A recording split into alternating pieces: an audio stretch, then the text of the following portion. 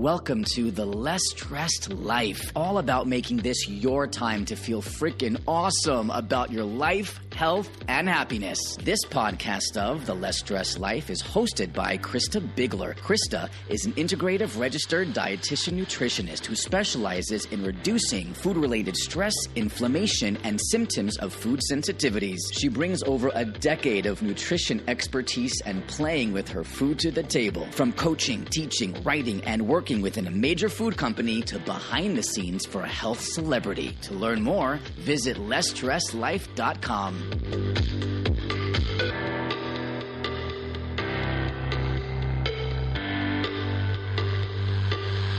Hey there, I just wanted to share today's Kitchen Ninja tip. Now, it's not a real Kitchen Ninja tip as much as a nutrition tip related to eczema. So our expert today talks a bit about eczema and kiddos scratching in their sleep. Because I've been doing a lot of eczema work with kiddos lately, I just wanted to share a couple pieces. So there's a lot of things going on with eczema, like a lot. But if we're just talking food-wise, some of the biggest irritants for eczema are dairy, wheat, and eggs. Okay, but largely when you go back to reintroduce eggs, egg yolks will be better than egg whites. So I hope that's helpful to you, and back to the show. Okay, so today on The Less Stressed Life, we have Tara Hess. Tara is a certified gentle sleep coach and happiest baby on the block educator. She helps families with children from 6 months to 6 years old get their children to sleep through the night. She's the owner of Tulsa Pediatric Sleep Consulting and sees clients all over the world. Thank you so much for joining us today, Tara.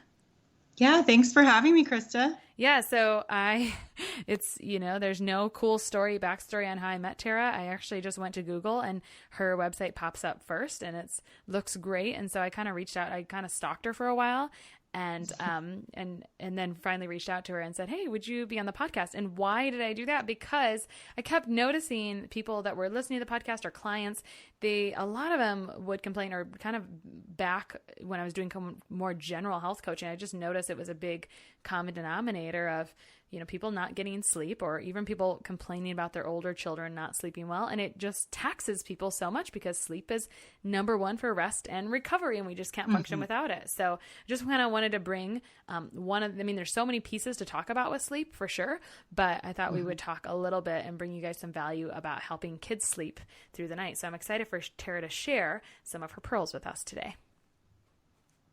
So, Tara, will you tell us how and why you started sleep coaching? Like, how did you know this was a thing? Okay, well, I actually didn't know it was a thing before I had kids. You just always see all the babies on the go, just asleep in their car seat or their stroller, and you are planning to have a baby, and you just think your baby's going to do that too. But my oldest daughter was born and proved me wrong. She's now 10, so this was 10 years ago, when sleep coaching really wasn't very popular back then. It was kind of like an up and coming thing.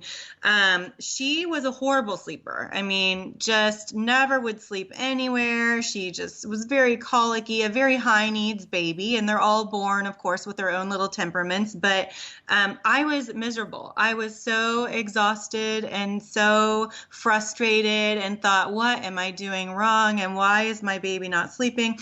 And so I started following a lady, Kim West is her name. She's known as the Sleep Lady. She has a book called Good Night, Sleep Tight. And I had read her book, and I started following her blog and stuff. And we ended up working together. I actually did use her as my personal sleep coach. Before I became one, obviously. And she just really got me in a great place. I mean, for me, it was almost like a life-changing experience, like to go from being so exhausted every single day to, couple weeks later, your baby going to sleep without crying and sleeping through the night. And I just did not think it was possible for me, but it obviously was. And so I just kind of followed Kim West, like I said, her blog and everything after that. And she offered the opportunity to train about 50 women across the world to do what she does. And I kind of jumped on that. And that was about 7 years ago. So I've been doing this for about 7 years now. And did you say, what did you do before you became a sleep coach? I was actually a teacher. So my background is in education, and I taught for about 5 years before I had my own kids. So I taught everything from second to fifth grade, and I love that.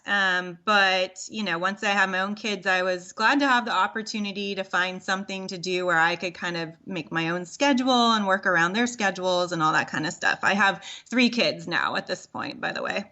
Yeah. How old are they?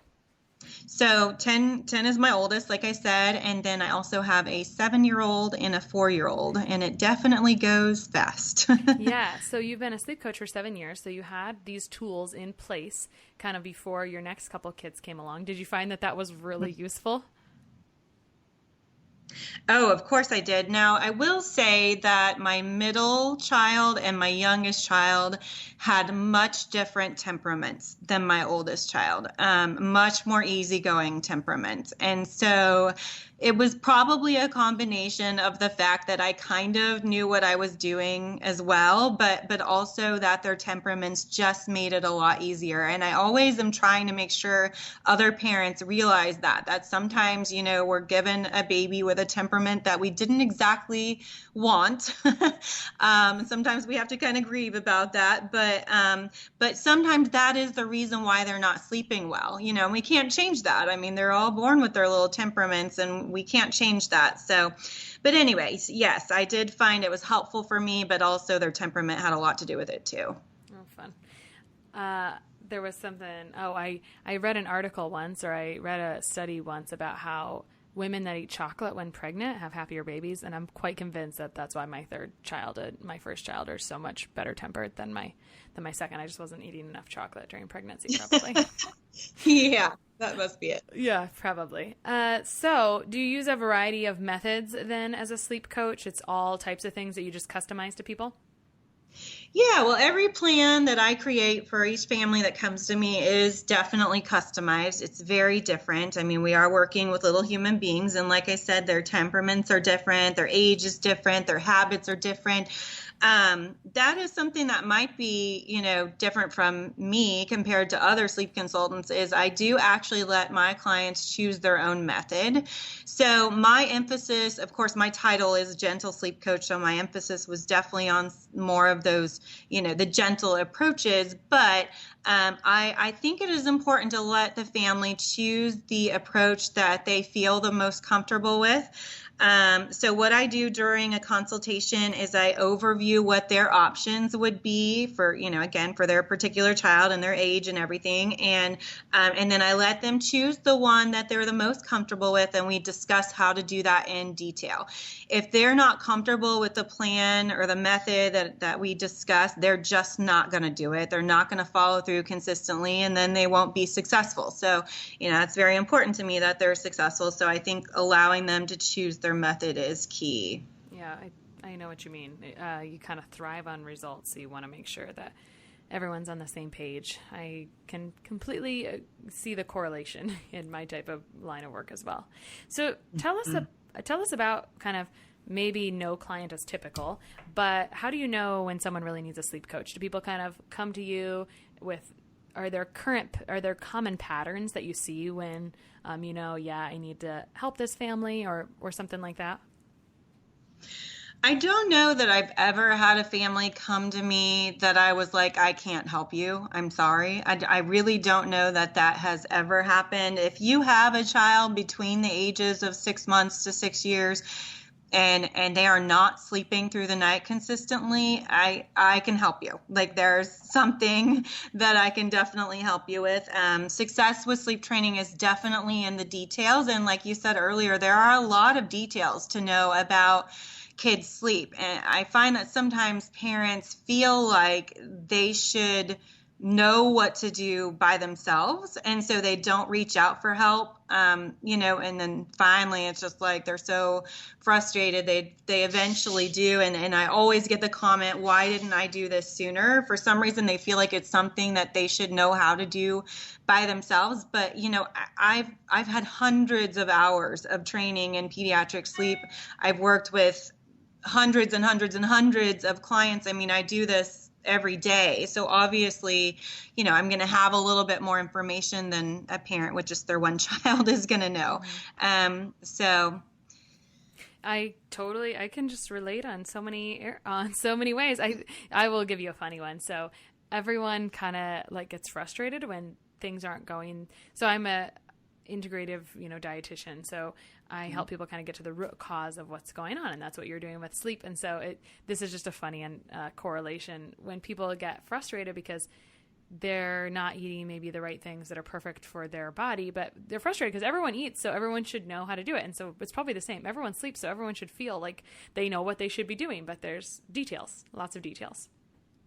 Right. And sleep is actually a learned skill. It's actually not something that babies are born necessarily knowing how to do. Now, of course, in the early months, they're so sleepy and they're brand new, and the parents do a lot of what they were doing when the baby was in the womb, walking around and holding them a lot and carrying them and that kind of stuff. And so they continue to sleep. But it is a learned skill, and some babies will learn that easier than others because of their temperament, like I said. Some you really have to work at teaching that to them, but it is something they have to learn eventually. It's a lifelong skill they're going to need to know. Interesting. Yeah, so you told me you have some points for our audience. So 5 things that keep your child from sleeping well at night. Is that correct? Yeah. So go ahead if you want to go through those and share those with us now. That'd be great. We'd love it. Okay. So the 5 most common reasons why children don't sleep through the night, these are really in no particular order, but I'll just kind of briefly overview what they are. One of the things I see commonly with the clients that come to me is that their child has too late of a bedtime. Not always, of course, but quite frequently I see this. So basically for kids under the age of 10, they're going to need at least 10 to 11 hours, sometimes 12 hours of uninterrupted sleep, every single night.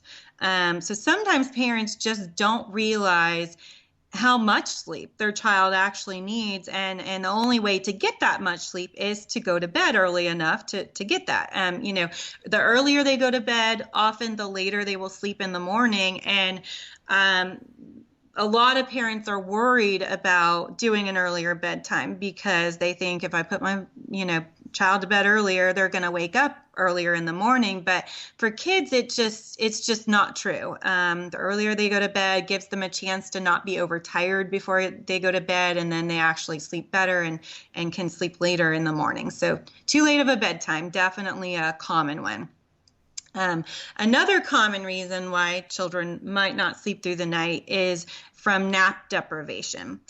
So, if they have the combination of too late of a bedtime and they're deprived of naps, you can almost guarantee they're going to wake up during the night. So if they skip their nap completely or their naps are really short, that can create more night wakings, and it gives them like poor quality sleep even when they are sleeping. So again, it's not always logical, but it's true. So a lot of parents think, if I hear the common myth, just don't let him nap, keep him up from naps, and then he'll sleep better tonight.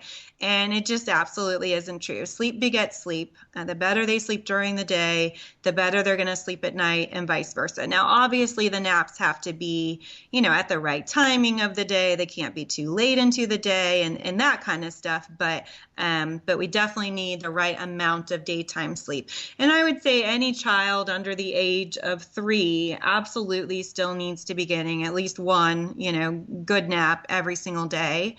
At the age of 3 is when they kind of start, somewhere in that 3rd year, often they'll start to phase out the naps. Most children by the age of 4 are no longer napping. And again, every kid's a little different. So it's not that there aren't some 4-year-olds who might still need a nap, but usually if they're getting the right amount of nighttime sleep, overall at that age, they won't need the nap around that time. So anyway, the second thing was nap deprivation.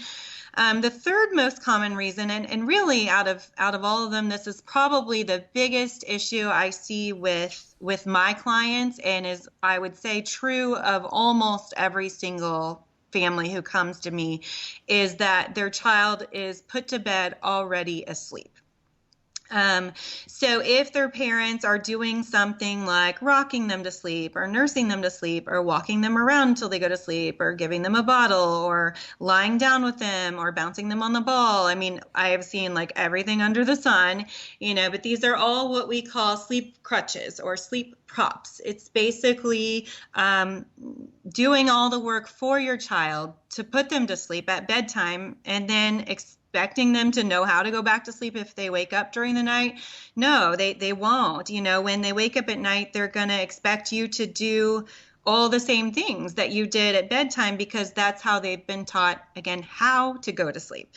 So going to bed awake really is almost the very first thing that I have to work with parents on teaching their children, every single family that comes to me. Mm-hmm. So that's the third. And then another common reason why children don't sleep during the night is if their parents are responding inconsistently when they do wake up during the night. So if one time they wake up and the parent is trying to plug their pacifier in, and the next time you're trying to rock them, and the next time you're nursing them, and the next time you're laying down with them, I mean, every time they wake up, you're responding differently. That kind of inconsistency can actually create more wakings, basically just because your child doesn't know what's going to happen when they wake up. That can lead to more crying and more wakings, like I said. So responding in a consistent manner is important to get your child sleeping through the night. And then the last thing that would cause a child to sleep through the night would be underlying medical conditions. So, I see this, I don't know, maybe in about 5 to 10% of the kids that I work with. If we're talking about reflux, I guess that number would be a lot higher. That's a pretty common one in the first year. But commonly, I'll see things like allergies or asthma or eczema or sometimes sleep apnea even is actually more common than parents realize.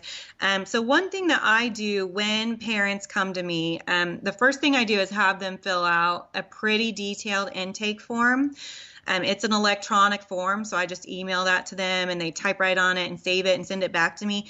And that allows me to look at all the details of exactly why that particular child is not sleeping well. In the first section of the form is the health and medical history. And so there are questions about allergies and eczema and asthma and reflux and sleep apnea. And sometimes parents don't know why I'm asking particular questions, of course. It's like, does your child do this, this, this? Does it have this? Do they have this symptom or whatever? And they may have no idea why I'm asking that question, but it's exactly what I'm trying to do is rule out the possibility of any kind of underlying medical condition, because if that is part of the problem, we just are not going to make any progress, or not, at least not be fully successful with trying to change things behaviorally, until we get those things under control. So underlying medical conditions would be one of the other 5 reasons why children don't sleep at night. That was a really interesting list. So the first one was too late at bedtime, and I have a question about that and it goes along with number 2. So you talked about nap deprivation, which is funny. Like I love that. I think that's going to be kind of an aha moment for a lot of people. Sometimes my husband will say, our youngest will need to stay up later because he took a late nap or whatever. And so it can kind of just interfere with all those things. But I was curious about signs of overtired. Because it seems like my kids just get like wound up like an Energizer bunny, and it's like exhausting.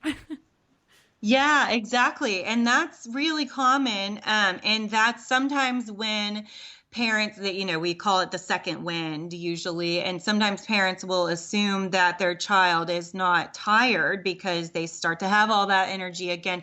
But actually what's happening is that you maybe didn't get them to sleep when they were really tired, like more in their natural sleep window. And so now they're getting overtired. And what happens is their bodies release a lot of cortisol. Cortisol is our stress hormone. When they get that cortisol in the bloodstream, they do get a surge of energy. But that's what's going on, is that they're actually overtired. So sometimes looking for them to be acting hyperactive is a sign of being overtired for sure. Yeah, interesting. Yeah. I would definitely say that's true in our house. And I bet when other people heard your list, they were kind of nodding like, oh, yep, been there, understand. And I can resonate with that number 3. I think that's most common when people tell me they have issues is, it's so fun to rock baby to sleep, and then they just keep getting bigger, and then all of a sudden you're kind of ready to detach. And that kind of brings me into I asked some people on Facebook and in a group kind of what their questions were for a sleep specialist, sleep coach, and they had a few questions. And one of them was kind of related to that. So, one was transitioning babies, sharing a bed sharing baby to a crib. When should those kids be sleeping alone? And I'm guessing that it's this number 3 is kind of part of the issue there. Oh, putting them to bed already asleep. Mm-hmm. Yeah. Yeah. I mean, because that's exactly why the parents are often laying down with them. Now, for some families, they have sought out to co-sleep. I mean, that might have even been their goal before they even had kids. And I'm always like, hey, as long as, everyone's getting good sleep, each family obviously gets to do what works for them. But most of the families who come to me, of course, have found themselves co-sleeping when they didn't originally intend to. They just felt like they couldn't get their child to sleep in any other way. So were you asking like how to get them to a crib or? Well, even when should they be transitioned? Because I'm seeing, it seems that there's some different age categories, and that's where parents were kind of curious about is when should this be happening kind of? And number one, it sounds like they have to be awake when you put them to sleep is one strategy for that. They do, but this is, there's a big shift developmentally between babies under 6 months old and babies over 6 months old. So I actually provide two very different services. My consultation for under 6 months old is called the Baby Basics.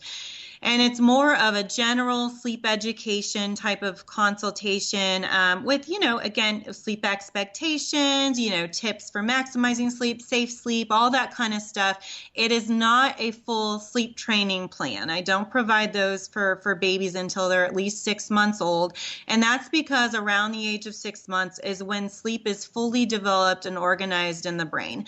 So sometimes under the 6 month mark, I'm like, hey, we all just kind of have to do whatever we have to do to survive and get by and get as much sleep as possible, in the safest way possible, of course.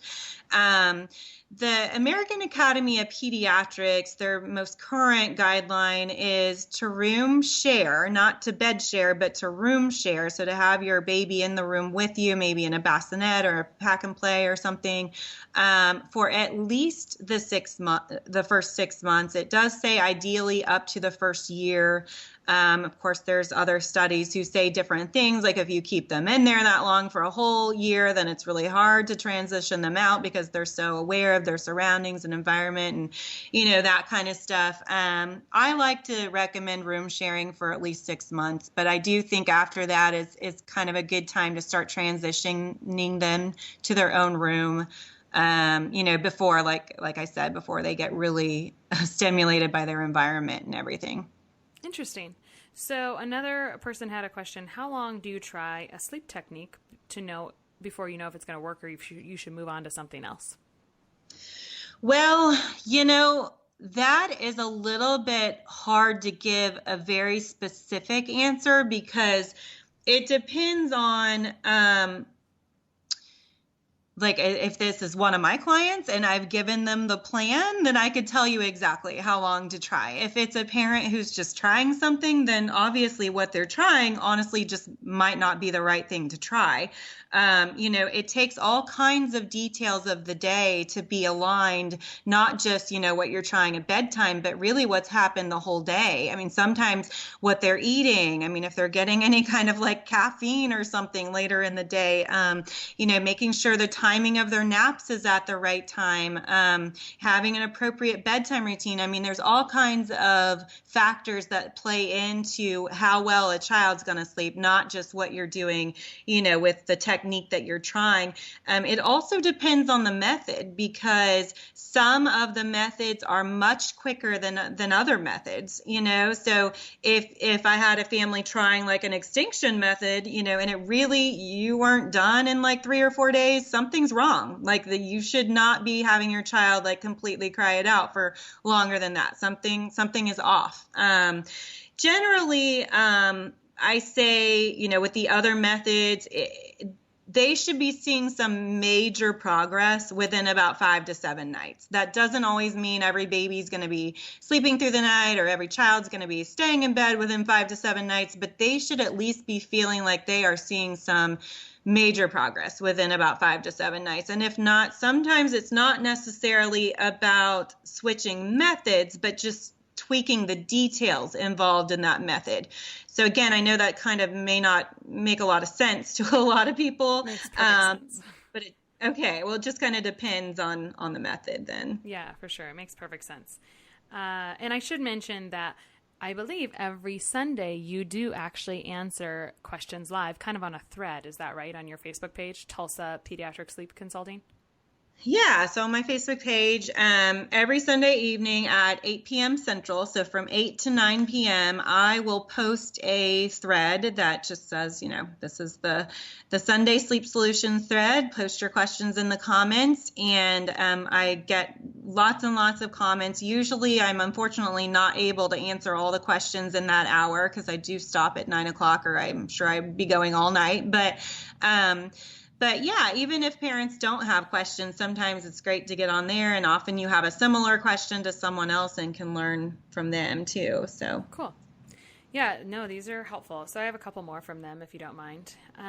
Sure. So some parents were wondering about your thoughts on sleepwalking or bad dreams or night terrors. Like, why are children having night terrors? Yeah, so night terrors are kind of like being stuck between wakefulness and sleep.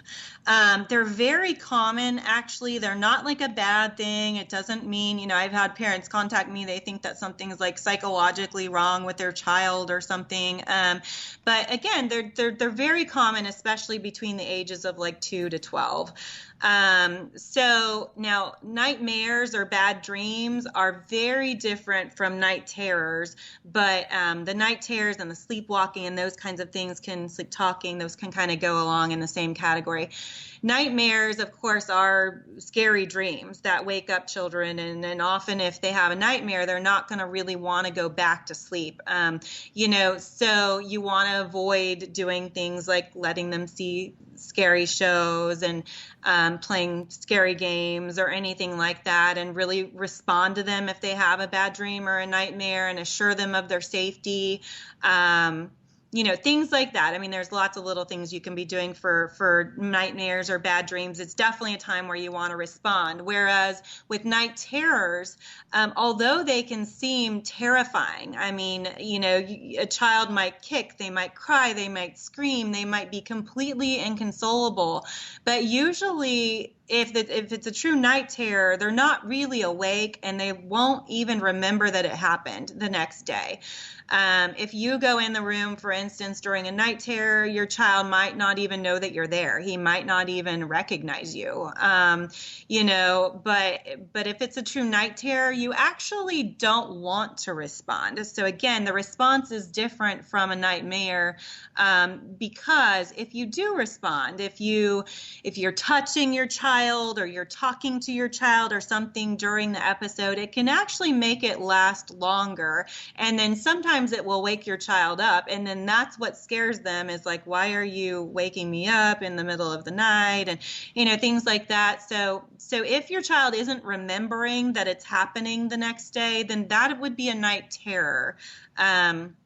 So again, you want to respond really differently. Now, sleep deprivation can absolutely make night terrors worse. So making sure your child's getting enough sleep can help try to, keep them from happening, making sure bedtime's at a regular time, early time, and all of that kind of stuff, getting the naps in if they need it. Your child would have a less likely chance of having the night terrors if you're doing those things. Interesting. So do you put so I have opinions about nutritional implications about bedwetting, but do you have any opinions about bedwetting and when you see that and when it's a concern that you either deal with or refer out? Sure, absolutely. So bedwetting is a lot more common than parents sometimes realize, but they don't see it as a problem. They, being like medical professionals, do not see it as a medical problem until a child is 6 years old. So you can't really potty train them at night, if that makes sense. So, under the age of 6 years, I mean, it's very common for kids to not be able to stay dry at night or to need to wake up multiple times to go to the bathroom. It's more common in males, but absolutely can happen in girls, just because their bladders are so small and they're immature and all of that kind of stuff. So, if they're under 6 years old, then again, it wouldn't be considered a problem. But if they're 6 years and older, that would be time to take some action. I actually have a great referral. I don't know if you want me to mention who that is, but there is an occupational therapist who really helps a lot with bedwetting issues. So her name is Tara Blosche, Blosche. I actually just posted her information not long ago on my Facebook page. But her business is called Sweet Dreams Therapy. She does not have like a Facebook page or anything.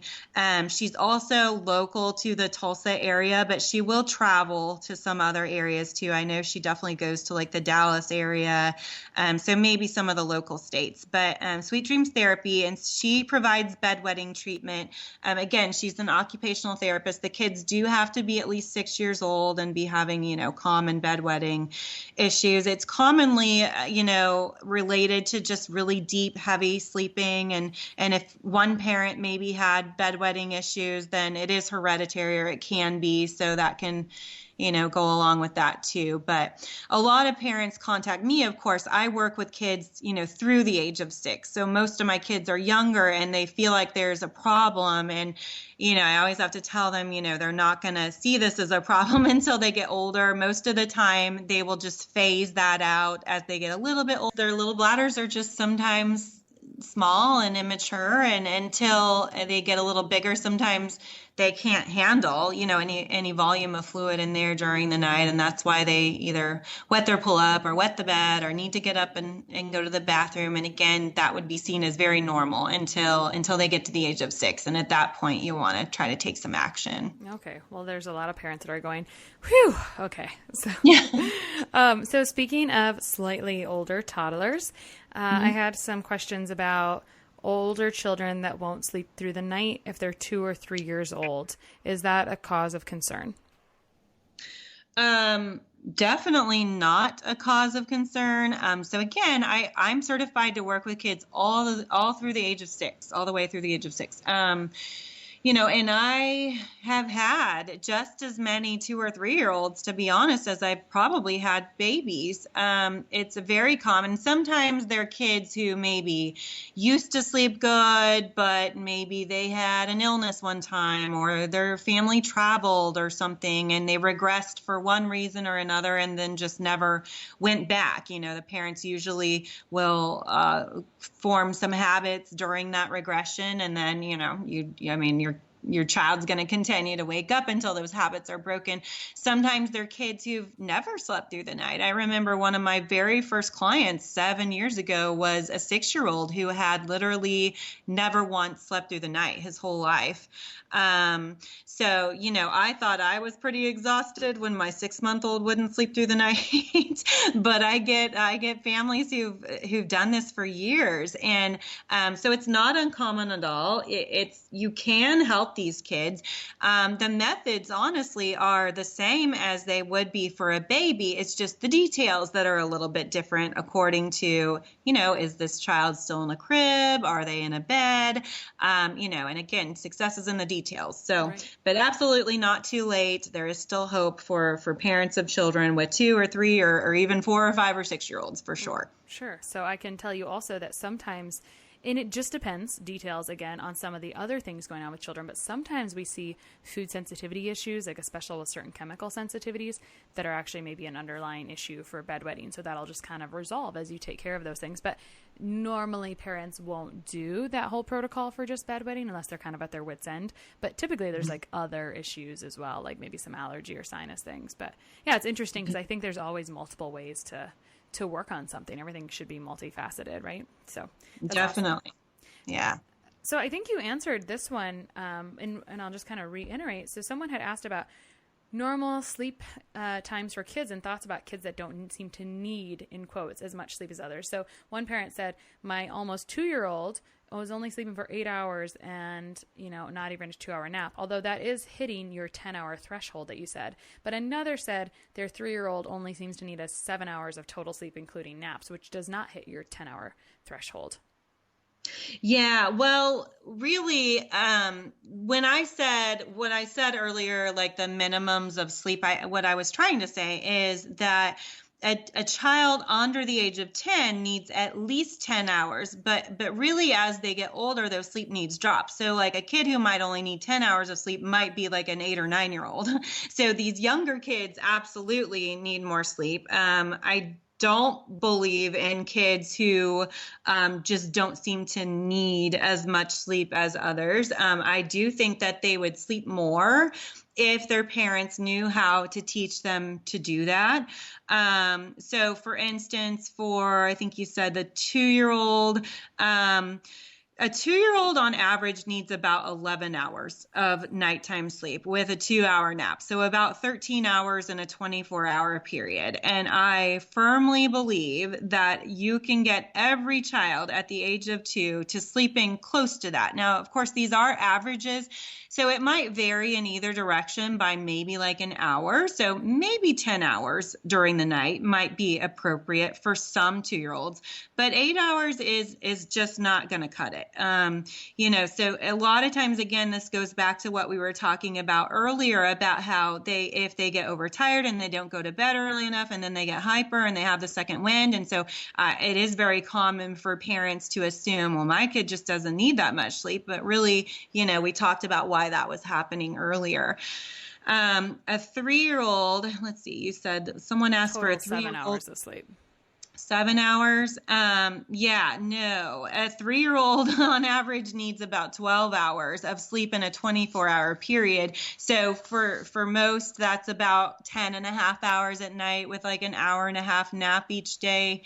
Some 3-year-olds, again, are phasing out the naps, and so they get closer to 12 hours just at nighttime. It doesn't really matter for a 3-year-old when those hours are, but really needing about 12 hours in a 24-hour period. And I have had some families come to me. In fact, I had twins recently who were sleeping, I think she said about 7 to 8 hours through the night. And mom was pretty happy with that. But I was like, well, we're just going to go for like 11 hours at night. Okay, how about that? And sometimes they just cannot believe that their child needs that much sleep or is going to be able to sleep that much. But they can, as long as there's not an underlying medical condition. Like I said, they should be sleeping in uninterrupted sleep, by the way, for that much each night. That's interesting. And it would be fun to collaborate on some of that because I know for adults and then for some children as well, when we've got other gut issues, which is where some of those, nighttime hormones are secreted, then it can kind of impact that as well. And it usually shows up as other places like eczema, which we'll talk about in a second. But it's so interesting to learn about this from another aspect again. So I love it. Love it. Yeah. Okay, so I think that is almost it. I do have a couple more, I guess. So I work with a community of moms that have eczema, and so some are resolving eczema, some are very lively. And you kind of mentioned this earlier. If there's an underlying medical condition, you really have to address the underlying medical issue. But you kind of said something that was that was great about, how do you help kids that maybe are in habitual scratchers at night get back to sleep, or issues with sleep, if it's a kid with eczema, even if the eczema is resolving. Mm-hmm. Yeah. Well, yeah, like you said, I always say they have to get that under control first before anything's going to improve sleep wise. You can't, really change habits unless the eczema is fully controlled, whether it's by seeing someone like you and figuring out what's going on with their diet. Are there any allergies? Is it something like that? Or, getting the right cream from the dermatologist or something. Often it does take some sort of specialist, I would say. But once you get the eczema under control, then really it's no different as teaching any other child to break habits and, learn to put themselves to sleep so they know how to stay asleep. Love it. Okay, I realize that this seems like a lot of questions. So the last one that someone had was, resetting the clock if it's daylight savings time, traveling, etc. What's your opinion on how long it takes to kind of get back to a normal routine when you've got that kind of craziness happening? Yeah. Well, it really depends a lot on the child because some kids are a little more sensitive to changes in their routine than others, but our body clocks really can only move by about 15 minutes at a time. So if you're trying to do daylight savings time, whether it's fall or spring or whatever, I only suggest, if you're going to move it gradually, I suggest moving times by 15 minutes each day. Now, some parents might take the cold turkey approach as your kids get older, especially. That's usually what I take, is pretty much, the day the clock changes, I just go to everything on the new time. But when they're younger, or if they're, definitely under the age of 2 or more sensitive to changes in their routines, I try to gradually transition them during daylight savings time changes. So again, even if you just started like a few days, like 4 days before, and you move things by 15 minutes each day, then technically you would be at the new clock time by daylight savings. Some parents will start, a week earlier and even more gradually make those changes, maybe 10 minutes each day. They'll change it. And it does get a little confusing. But basically if it's like springing forward, you're going to move everything up earlier. So bedtime, nap times, everything, again, by, 10 to 15 minutes each day, depending on how quickly you're moving. If it's fall back, then you do the opposite. You move everything later by 15 minutes at a time. So it can get a little bit confusing, but, good ways to reset the body clock are to get your kids out in the fresh air and the sunshine, like earlier in the day during those, daylight saving times.